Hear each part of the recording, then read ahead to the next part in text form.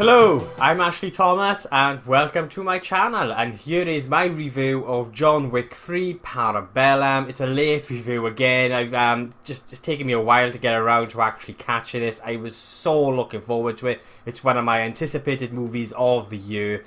And so yeah, with John Wick 3, you've got John Wick, played by Keanu Reeves, on the run with a 14 million price tag, down to him killing a member of the International Assassins League from the second movie. So this takes off straight away. It continues straight from John Wick 2. And so yeah, you've got John Wick on the run through New York with these assassins trying to kill him. So when it comes to the action in this film, these are action movies and the action is just incredible.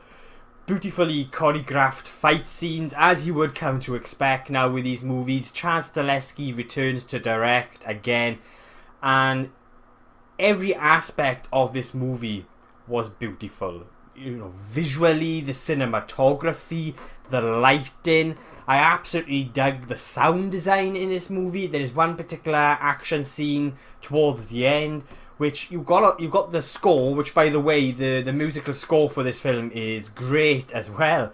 But you got this action scene which has this score which is very nice, but it doesn't overpower everything else. So it's played at quite a low volume, and all you've got is the sound effects, the bullets hitting, you know, certain types of material, and you hear it all. You hear the bullets hitting the metal, you hear the bullets hitting the wood. So when it came to the sound design of the movie, I was really impressed as well. And as a result of this, you know, as a result of the sound design and hearing all the little details when these action scenes are going off, makes the action scenes much more immersive as well. So that's why I really dug it. And like I said, beautifully choreographed fight scenes, very creative and imaginative deaths, like in the previous movies. Like there are moments within these fight scenes where John Wick does kill these people. I am actually wincing. I had to look away a couple of times, and for them to have achieved that means a lot, because it takes a lot for me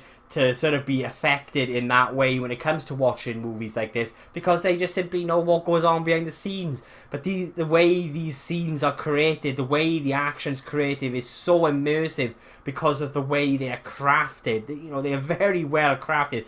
Chance Stileski knows how to create a very, very good action movie and an immersive action experience. And so yeah, there are certain death scenes within this movie where I was like, but it's great, and you end up laughing as well, because it's bonkers, absolutely bonkers, and it's great. It's so much fun. And so yeah, when it comes to humour, there is this sort of humour running throughout the movie, and I really liked it. I laughed quite a bit through this film, and not in sort of like, you know, this isn't a comedy. It does have this underlying sort of dark humour running throughout the film, and I laughed quite a bit. I fancy there was a bit more humour in this film than the previous two, and the humour worked. It was very well balanced, I thought, and it didn't, you know, the humour didn't stick out. Like sometimes in these movies, these action films, the humour can sometimes really stick out and be cheesy and cringy. But in this, the way the humour was incorporated into the story and into these scenes was just very well done. This was a very well directed movie. For me, when it comes to the John Wick series, they're going to be classics, just like the Die Hard movies. Well, first 3 Die Hard movies anyway. That's what these movies have become. These movies, that's what they are. They are instant classics as far as I'm concerned. Because if you're looking for a very well crafted, entertaining, immersive action movie that gets the blood pumping, that's intense, these movies are for you. And so yeah, this is a very violent movie. Very violent. Like, it's a 15-year in the UK. I don't quite know how it was a 15. I would have put this down as an 18, because the violence, there is no pulling, you know, there is no sort of holding back in this movie when it comes to some of the death scenes. And they are incredibly brutal. Like, you feel every punch, you feel every stab, and it's great. That is great for a film like this, to make you feel like that and to get you so immersed into these scenes is great, because that's what these films are supposed to do. Because when you think about it, when it comes to these type of films, and you know, with the amount of violence that's in this movie, and the, you know, the amount of death that's in this movie, you know, these movies can be quite meaningless and just sort of like, oh, same old. You're seeing the same sort of scene, just, you know, in a different sort of way, and it just becomes a little bit boring and tedious.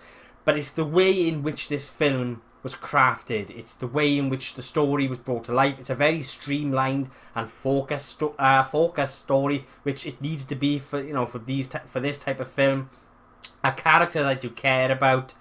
And so yeah, it's the way in which all the ingredients, the way in which, you know, the cinematography, the way the fight scenes are choreographed, the direction, you know, the performances by the cast, all of that, the way in which this film is crafted adds a lot more weight to the movie, and it just doesn't become another sort of like, oh, you know, death scene after death scene, blood and gore all over the place every couple of minutes. There's more to it because of the way in which it's crafted, and the fact that you care for its characters, you care for the character's story and his journey. Keanu Reeves, by the way, is amazing in this movie. He's amazing in this role. I absolutely love him as John Wick. Halle Berry was also really, really good in this film. Some of the moments in which she is in, she doesn't play a massive part within the story, but for what you do get of her and her character, Sophia, she's absolutely amazing with her two dogs. You see it in the trailers, actually, with her and her two dogs. And that entire scene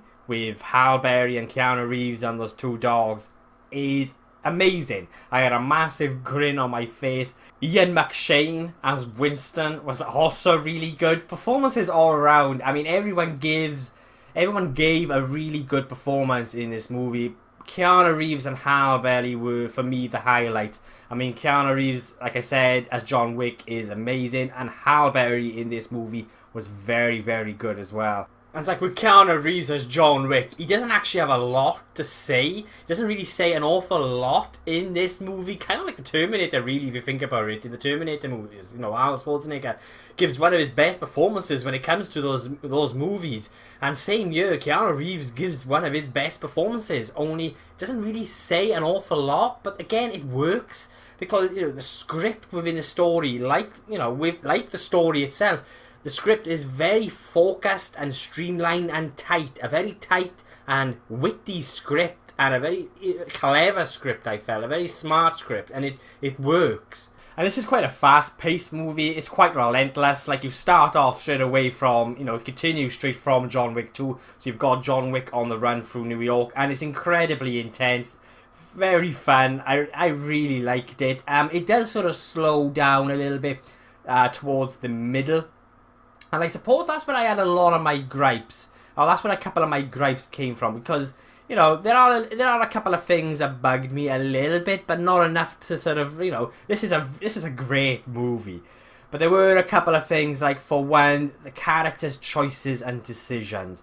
Like, a character would make a certain choice, be it Keanu Reeves, and then he sort of turns back on that decision towards the end of the movie. And so, yeah, when it came to sort of the story and how the story played out, more so towards the end of the second act, into the third act, and just some of the characters' choices and decisions didn't quite work for me, and I was sort of left there thinking, oh, I'm a little bit lost now to what sort of like John Wick is really feeling or thinking because of these decisions, and it sort of let me a little bit sort of confused in a way, because I didn't feel like it felt natural enough.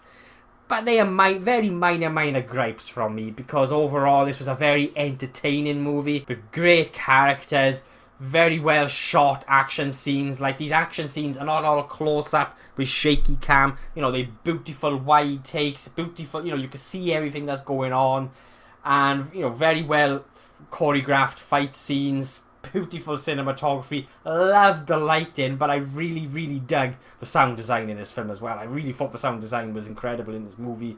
John Wick 3, I highly recommend it. Can't recommend it enough. If you haven't seen the previous two, please do. For me, the first one is probably my favourite still, but I would say John Wick 3 comes a very close second, with John Wick 2 just after. But they're all very well crafted action movies, and like I said, these are going to be classics. These are the new Die Hard movies of now. Well, you know, I say Die Hard, I mean the first three Die Hard movies. The first three Die Hard movies, as far as I'm concerned, are masterpieces when it comes to action movies. Talking about masterpieces, actually, when it comes to action movies, Terminator 2 being another classic, well-made action movie. There's this one particular moment within the third act of this film, and you've got one of the villains, Zero, and his character does this to John Wick. And it reminded me so much of the T-1000 in Terminator 2 when Robert Patrick goes like this to Sarah Connor after she blasted him a couple of times with a shotgun. And I was wondering, was that that scene a nod to that moment in Terminator 2? You know, you've got big action movie like this, a very well-made action movie like this, and then you've got great action movies from the past like Terminator 2. I was just wondering, was it acknowledging, or were the filmmakers acknowledging movies like that by just having that moment? It reminded me so much of it. I don't know, perhaps it's just me. Perhaps I'm just looking too much into that one particular moment when that character Zero does that. But yeah, loved it. Great film. John Wick 3. I will be giving John Wick 3 an 8 out of 10.